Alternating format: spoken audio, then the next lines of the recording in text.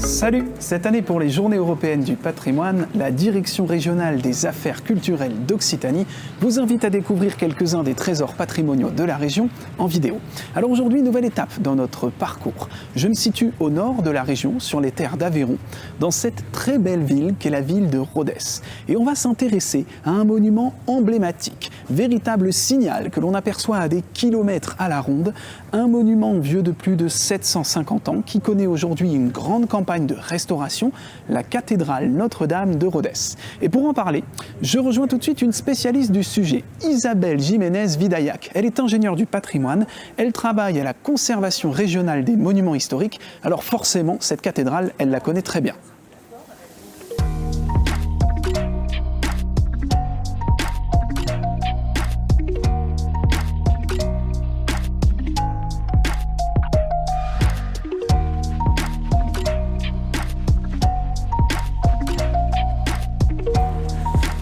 Bonjour Isabelle. Bonjour Thomas. Merci de nous accueillir ici face à cette immense cathédrale, là, cette façade, ce massif occidental même, comme on dit avec les termes un petit peu plus techniques.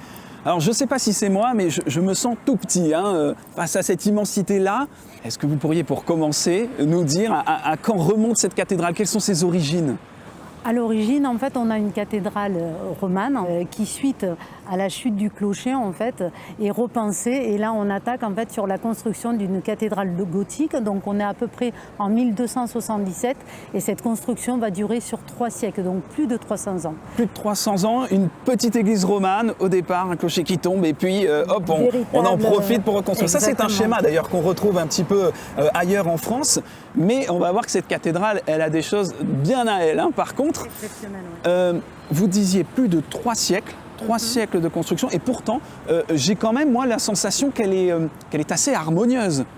Elle est harmonieuse parce que, dès le départ, on définit un plan de construction. Et ce plan, et c'est ce qui est assez exceptionnel à Rodez, il va être respecté, en fait, d'est à ouest. Oui, ça, c'est assez impressionnant, c'est très marquant. D'ailleurs, quand on évolue autour de la cathédrale, on a ici l'impression d'une homogénéité, d'une unité très forte, alors que vous nous dites qu'elle a été construite sur près de 300 ans. Ça, c'est exceptionnel pour Rodez, en fait. Ouais. Un plan défini, et on ne change pas la ligne de conduite, et on la tient jusqu'au bout, et jusqu'à ce massif. Jusqu'à ce qu'on arrive à voir aujourd'hui. Alors, la pierre est un petit peu particulière, c'est une pierre rose, une pierre locale? C'est une pierre locale. En fait, toute la construction de la cathédrale a été faite avec des carrières locales. À l'époque, on doit en avoir 5-6 à peu près, ou 6-7, avec des particularités très différentes en fonction des maux des natures, de la pierre de construction, où on a besoin d'une pierre un petit peu plus dure, en fait. Et aujourd'hui encore, dans la restauration de la cathédrale, en fait, on définit le choix des pierres par rapport à la polychromie, en fait. Plusieurs types de pierres, plusieurs couleurs. On va préciser juste pour le terme mot des natures, c'est ces moulurations, cet effet de décor qu'on a sur la façade et qui permet au soleil de venir s'accrocher et de dessiner tout ce décor magnifique. C'est ce qui fait tout le décor et qui est quand même très sobre en rez-de-chaussée. Absolument. Alors tiens, puisqu'on parle de sobriété, moi j'ai quand même une question pour vous là, parce que j'ai quand même l'habitude de voir du gothique et j'en ai déjà vu du plus fin, du plus ciselé, vous voyez. Ici, j'ai l'impression d'un gothique un peu massif. Est-ce que c'est une particularité du territoire? Alors, on a le modèle des cathédrales du nord de la France en termes de plan, si je puis dire. Par contre, sur le modèle architectural, on est typique en fait des modèles des cathédrales du sud de la France, tels qu'on peut le retrouver sur les cathédrales de Toulouse. On retrouve ça aussi à Narbonne et à Rodez, avec ses chœurs en fait très massifs, ses chevets très massifs et ces grands arcs-boutants massifs qui viennent tenir cette construction, qui tenir l'édifice. Qui fait plus de 30 mètres de haut à Rodez, qui est exceptionnel. 30 mètres de plus de 100 mètres, je crois, de longueur. Exactement. Et un clocher qui culmine à 87 mètres. C'est ça, qui en fait, au bout du campanile, le clocher le plus haut de France. Le plus haut de France, incroyable. Alors, expliquez-nous un petit peu, parce que moi, cette façade, elle me marque aussi particulièrement. On a l'impression d'une véritable forteresse, et même dans le vocabulaire architectural, on retrouve par exemple des meurtrières. Pourquoi ? Le chantier de la cathédrale, on l'a dit, s'est déroulé sur plus de 300 ans. Il il y a eu des interruptions. La guerre de 100 ans, malheureusement, en fait, a stoppé le chantier. Grâce à 2 évêques, en fait, ils relancent le chantier. Et en fait, pour la réalisation de la nef, on a besoin en fait, d'espace. Et là, l'évêque arrive à obtenir des consuls, en fait, la démolition du rempart que vous pouvez voir à gauche et qu'on retrouve dans l'alignement urbain. Voilà l'explication. En fait, la ville s'arrêtait au niveau du Massif occidental. Vous êtes en dehors de la ville. On était en dehors de la ville. Vous êtes dans les fossés de la ville. Dans les fossés. Il y avait un rempart. Et donc, vous dites, les consuls autorisent les évêques à agrandir, à construire. Avec une condition, en fait, c'est que le rez-de-chaussée reste défensif et massif. Voilà. Et c'est pour ça qu'on a aujourd'hui un massif qui est très très large et très épais, avec à l'intérieur de véritables déambulatoires et passages coursives. Qui faisaient presque partie du rempart, en fait, exactement. Et qui défendaient... On recrée un rempart. On recrée un rempart avec cette façade. Très bien. Isabelle, si on peut admirer ce massif, c'est bien parce qu'il a été restauré. Et je crois savoir que ce n'était pas un petit chantier. En effet, c'est un chantier qui a duré plus de 3 ans, voire 5 avec les études préalables. Alors, je crois que dès le 19e siècle, on a des écrits qui relèvent des problèmes. Quels étaient les problèmes? C'était structurel? Dès le 19e, en fait, on constate des fissures en fait, qui montent jusqu'au triforium, en fait, au niveau de la nef. Et l'architecte en chef de l'époque constate donc que le massif est en train de basculer et de se décrocher de la nef. D'accord, c'est un peu inquiétant ça comme information. C'est un peu inquiétant en effet, mais il indique aussi dans son rapport que il n'y a pas de travaux à mener à très court terme et d'inquiétude à avoir. D'accord, on est au 19e à ce moment-là. On est au 19e. Néanmoins, je crois que c'est en 2015 à peu près. 2014. Ou... 2014. Voilà. Et là, c'est plus pareil. On l'observe régulièrement, mais en 2014, on constate que les fissures sont actives. C'est-à-dire le basculement a repris. Donc à partir de là, on commande une étude de diagnostic à M. Amiot, qui est notre architecte en chef des monuments historiques, et avec des bureaux d'études spécialisés, on vient en fait observer et réaliser des sondages sur les fondations de la cathédrale. D'accord, et à ce moment-là, vous allez monter ensuite un échafaudage sur toute cette façade qui va rester très longtemps. Qu'est-ce que vous faites? Vous restaurez les pierres, vous remettez du moellon, vous vous occupez aussi des fondations? Donc, avant de monter l'échafaudage, on s'occupe en premier lieu des fondations. Les études nécessaires qui avaient été réalisées avaient permis de comprendre en fait que la masse rocheuse qui portait la cathédrale était en parfait état. C'était simplement les fondations qui avaient été lessivées par le passage des eaux et des ruissellements.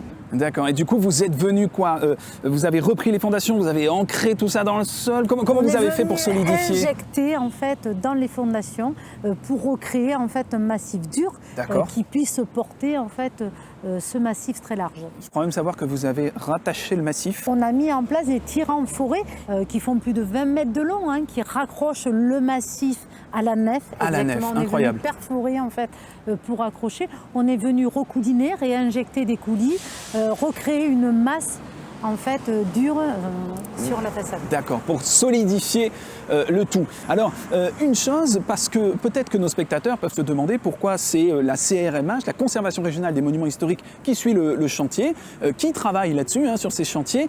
On va préciser que depuis 1905, depuis la loi de séparation de l'Église et de l'État, les cathédrales appartiennent à l'État. Elles appartiennent à l'État, c'est le ministère de la Culture qui donc en a la charge, et le ministère en culture en région, ce sont les directions régionales des affaires culturelles. Ces grosses directions ont plusieurs services et elles ont notamment la conservation régionale des monuments historiques dont je dépends à Toulouse et en département les unités départementales de l'architecture et des patrimoines. Donc ces fameuses UDAP que vous venez de citer, les UDAP travaillent à l'entretien des cathédrales au quotidien. Et votre service supervise des grands projets de restauration. On est des conducteurs d'opérations, exactement. Et on travaille en fait avec les architectes en chef des monuments historiques, en fait, qui sont les seuls architectes à pouvoir intervenir sur les cathédrales qui appartiennent à l'État. Bon, tout ça en lien un petit peu avec le clergé, j'imagine, qui lui profite de la cathédrale, profite de l'entretien de l'État pour le culte.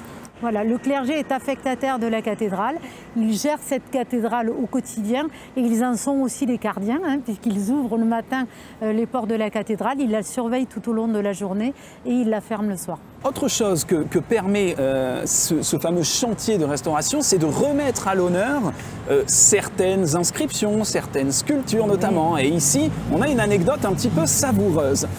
Tout à fait au fait de la tour, on a redécouvert une inscription latine qui était due à un évêque, c'est ça? C'est ça. Alors ce fameux évêque, est-ce à dire qu'il était un petit peu chauvin? Il décide l'inscription tout à fait en haut de la tour. Alors une inscription qu'on va traduire un petit peu en français, qui veut dire à peu près que s'effacent les masses absurdes des pyramides des Égyptiens, salut aux vraies merveilles du monde. Alors là, est-ce qu'on n'est pas un peu chauvin en Aveyron? Est-ce que la cathédrale est plus belle que les pyramides? Je ne sais pas si elle est plus belle, mais en tout cas, c'est une véritable 8e merveille. La 8e merveille, on l'a trouvée. Isabelle, je ne résiste pas à l'idée de monter en haut du clocher pour terminer notre épisode. Est-ce que vous pensez qu'on peut y aller? Avec plaisir, je vous y amène. Allez.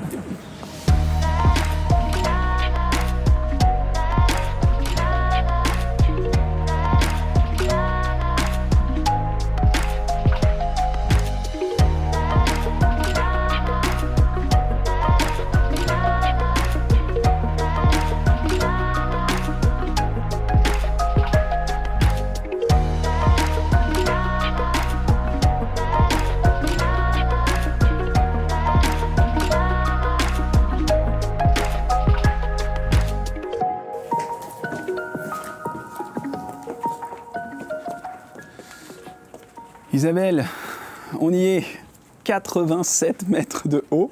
87 mètres de haut. C'était pas facile de monter toutes ces marches. On apprécie vraiment la vue. Et il y a autre chose qu'on peut apprécier quand on est ici, c'est cette couverture en forte pente.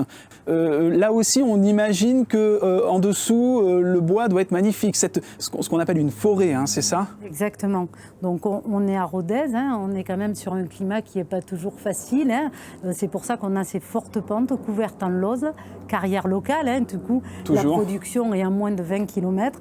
Et à l'intérieur, pour porter cette lauze relativement lourde, en fait, une véritable charpente, dite forêt, en fait, qui vient porter cet ensemble. Et un projet des travaux, en tout cas bientôt, pour cette charpente? Pour protéger cette charpente, en effet. Évidemment, alors là, on pense tous à l'incendie de celle de Notre-Dame de Paris. Vous m'expliquiez qu'il y a des mesures qui vont être prises pour cloisonner, en fait, cet espace, c'est ça? En effet, en Occitanie, on a lancé une grosse étude avec le cabinet Biscan, en fait, sur la protection, en fait, de nos cathédrales. Et du coup, on a un projet de cloisonnement de combles. L'idée, en effet, est de permettre aux pompiers qui surveillent étroitement à Rodez cette cathédrale, en fait, de pouvoir leur créer des espaces où ils peuvent travailler en sécurité, en fait, s'il y a un départ de feu dans un des espaces, pour pouvoir attaquer, si je puis dire, le feu de tous les fronts. D'accord. Alors, on a beaucoup parlé de travaux de restauration dans cet épisode.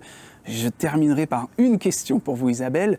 Est-ce que c'est un perpétuel recommencement? Est-ce que tous les travaux que vous venez de terminer ici, dans 150 ans, dans 250 ans, d'autres prendront la suite et devront les refaire? En effet, quand on travaille au ministère de la Culture, on y travaille pour un temps. Moi, je m'occupe de la cathédrale de Rodez depuis peu, hein, avec mes collègues de l'UDAP, comme on l'a dit, mes autres collègues de la CRMH. Donc, on est dépositaire un temps de cette cathédrale. On en hérite pour une petite période et on essaye de la transmettre aux collègues qui arriveront derrière, en fait, j'allais dire, le mieux conservé possible. Bon, je crois qu'on va terminer sur ces beaux mots, ces jolis mots, cette belle phrase. Merci beaucoup, Isabelle, de nous avoir accueillis, de nous avoir guidés jusqu'ici et puis jusqu'au sommet de la cathédrale. Merci à vous, hein, vraiment. Merci. Pour vous qui nous regardez, surtout si vous aussi vous souhaitez découvrir les églises, les cathédrales et puis même les artisans qui les restaurent et qui les conservent, une occasion à ne pas manquer, les Journées européennes du patrimoine. Ça se passe les 17 et 18 septembre 2022. Quant à nous, on va se retrouver très vite pour un nouvel épisode. À très bientôt. Salut!